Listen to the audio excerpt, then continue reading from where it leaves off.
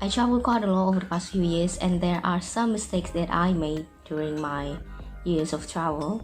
Here are my top 10 travel mistakes. Be sure to stick around until the end because number 10 is the most important one. Mistake number 1, losing my passport.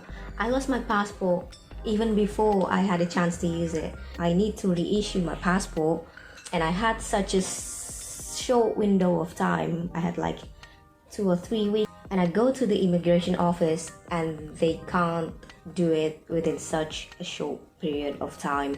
I contact travel agents so that they can expedite the process, and it's hard to find the right travel agent. When I found one, it was very expensive. Because the thing with losing your passport is that you have to go back and forth between government agencies, and I just don't have the time to do it. So never lose your passport. Keep it somewhere safe, even at your house. Keep a dedicated place for your important document. Mistake number 2, arriving in the wrong airport. Well, in my case, it's not that bad. I'm not arriving in the wrong airport. I just arrived in the wrong terminal. But the thing with airports, especially in another country, when you're not really familiar with the layout of the airports, some airports have a very easy connecting transportation between each terminal, and some others are very far away from each other. So when I arrived in the wrong terminal in Kuala Lumpur, I had to go downstairs to the basement and go back to the bus station, and I had to wait for like 30 minutes or something for the bus to come and to take me to the right terminal. Fortunately, I still allow some buffer time before my flight. I always make sure that I don't arrive too late in the airport. Mistake number 3, not checking the gate information. The gates in the airport may change, even if it's already printed in your ticket, if it's already announced in the screen, it can change at any time. They don't even announce it verbally, they just change it on the board. In some airports, they don't even announce that the plane is already boarding, like in Changi Airport in Singapore. I was on business trip with a couple of my co-workers. Jakarta International Airport is quite a big airport, especially Terminal 3. And it always seems that we always get the furthest gate. So I sat there with my co-workers at the gate, and it's already boarding time.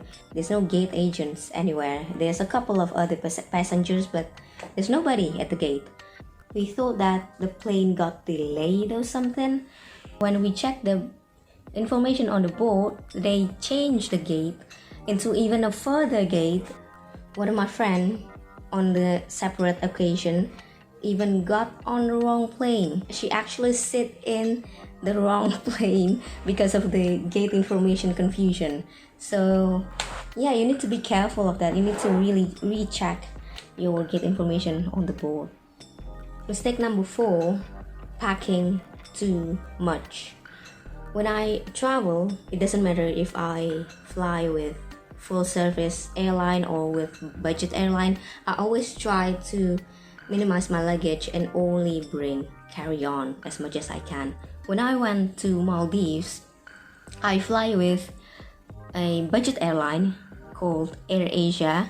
I love AirAsia. They only allow 7 kilos of baggage. But when we fly back from Maldives, the gate agent weighs my luggage and it was 11 kilos. And she gave me the option to check in my luggage for $150. My plane ticket to Maldives, vice versa, round trip was $300. So if I pay $150, it's almost like I'm for another seat, you know. And instead, I go to the bathroom and I throw out a couple of things. I throw out my tripod, which was broken anyway, and I throw out my sandals, which really hurts my feet. I hate that sandal.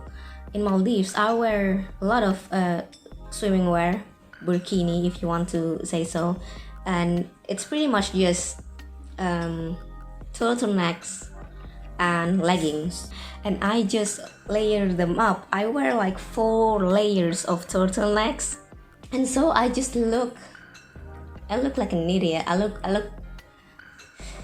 very stuffy, you know, and it went through. So After I go through the immigration and security, I just go back to the bathroom and just take everything off and put all of them back to my suitcase.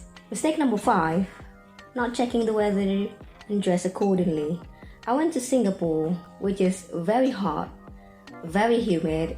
In the middle of the day, I go wearing a motor jacket, which is this very thick faux suede material. I couldn't take it off because underneath it I was only wearing a very thin turtlenecks. If I take it off, it's going to be quite inappropriate, you know. So I kept it on. I kept it on and I kept walking around Singapore in a very hot, humid day.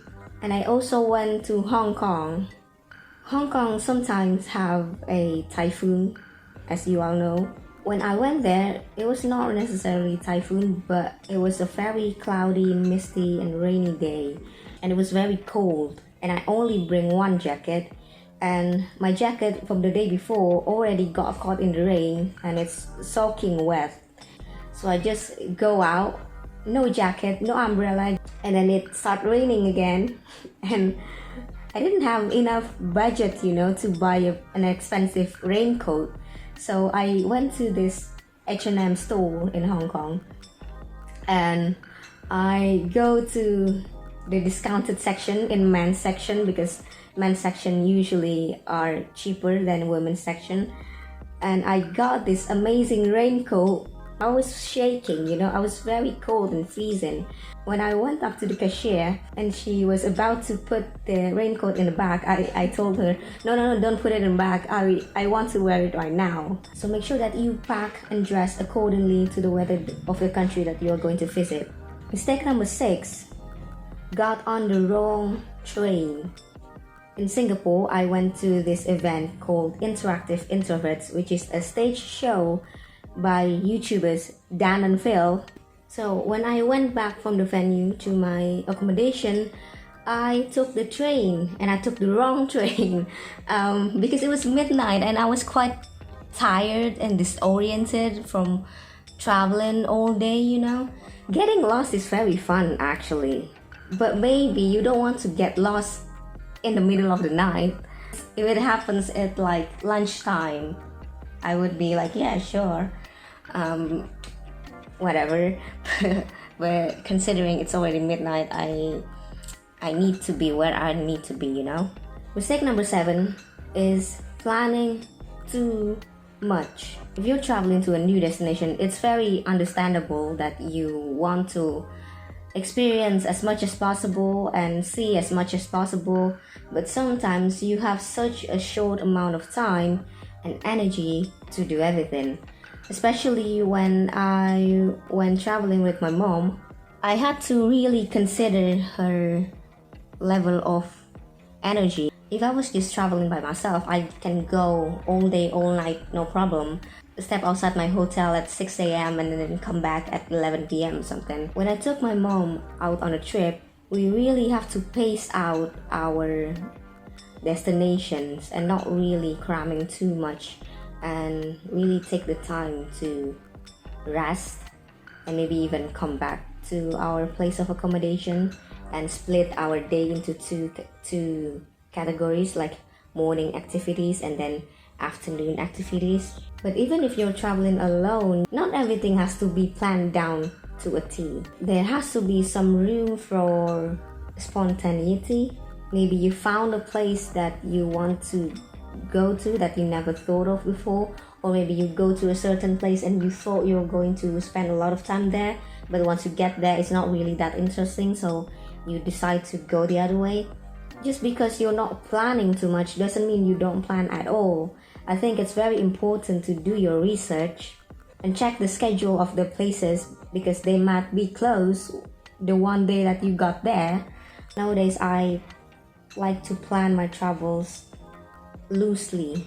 I have ideas where I want to go, when I want to go, but like it's not like I really have to plan everything. Sometimes you just need to let go and be spontaneous. Mistake number 8 is not bringing your own water bottle. Especially in airports, you're not supposed to bring liquid, but you can still bring an empty water bottle and then refill it once you get through security and inside the airport. Even when you're exploring out in the city or the country itself, you might want to start your day by filling up your water bottle in your accommodation. In some places, it might be a bit harder to find places where you can fill up your bottle, but you might be surprised. And it's also good for the environment, you know. Number 9 is closing yourself to new people and new experiences.